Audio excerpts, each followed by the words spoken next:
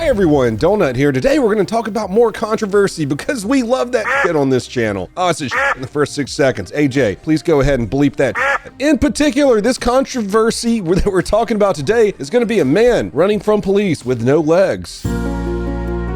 I found this video, believe it or not, on the funnest social media platform in the world right now. A place where I troll the left, the right, and everyone in between because it's hilarious. Yes, I'm talking about Twitter. Quick question for you guys though, do you want to place bets on the Super Bowl? The incident and video of the incident that we're going to be talking about today, I discovered on Twitter from that one guy that bangs everyone on his podcast. No Jumper posted, hashtag California cops fatally shot a double amputee as he tried to evade arrest by getting out of his wheelchair and hopping away. And that's all there is to it. Everyone, it was a bad shoot. I'll see you later. Just fucking kidding. You know whose channel this is. In the viral video, we see a couple of seconds of a guy who looks like he's trying to run from police, but I think he's amputated like right at the knees, kind of like Cotton Hill, and it looks like the police are shooting them. There's no sound in the viral video. And if you look, you can see that he has a pretty large knife in his hand. The suspect in this video, Anthony Lowe, actually passed away after this because police did shoot and kill him here.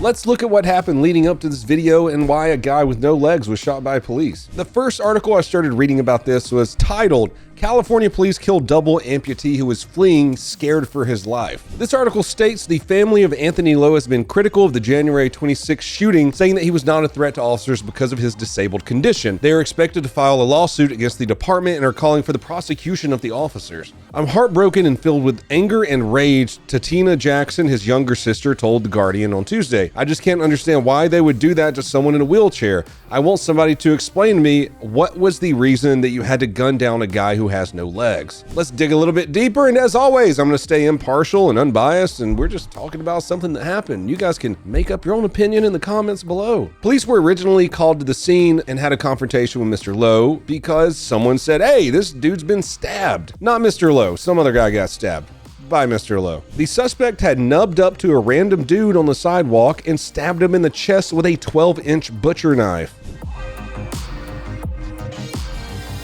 Officers responded and the suspect tried to run away the best he could. The officers deployed 2 tasers and they did not make a good connection. Remember, both of the spicy prongs have to make a good connection in flesh, and then that electrical arc has to happen in between them for the taser to actually work. This didn't happen twice. When the suspect turned towards officers and held the knife like he was going to throw it at them, they opened fire on him, killing him. The family and the family's attorney said that there were more options, that they didn't have to do that. I could definitely see other options if he didn't move like he could and he didn't have a giant knife in his hands. A knife is a deadly weapon, and they match deadly force with deadly force. I mean, we've watched videos on this channel before where someone got poked a little bit with a knife and they bled out under a minute. I'm just trying to think of other ways they could have done this, because it's not like they had a net gun and they couldn't just kick him over, because I mean, look, he moves pretty well. He would just jump back up with the knife. He seems fast as shit for a paraplegic. This isn't exactly the disabled guy that was rolling into a Lowe's with a knife in his hand who could barely move. The one that I said just kicked that motherfucker over in that one video, and then the cop shot him 9 times. Speaking of that one, that officer was originally charged with manslaughter, but a grand jury just decided not to indict him. I wasn't expecting that decision on that incident. That one caught me by surprise. Back to our breakdown. The attorney for the family of Mr. Lowe stated, and I quote, officers could have used their vehicles to pin him or use rubber bullets. Yes, so run the guy with no legs over with your patrol car. That looks f***ing great. Nothing could have went wrong there. Great idea, attorney lady. The Huntington Park police who were involved in this shooting also don't have body cameras, so I think it's safe to say every patrol officer who works with them don't have the ouchy rubber rounds that would go in a shotgun or a 40 mic.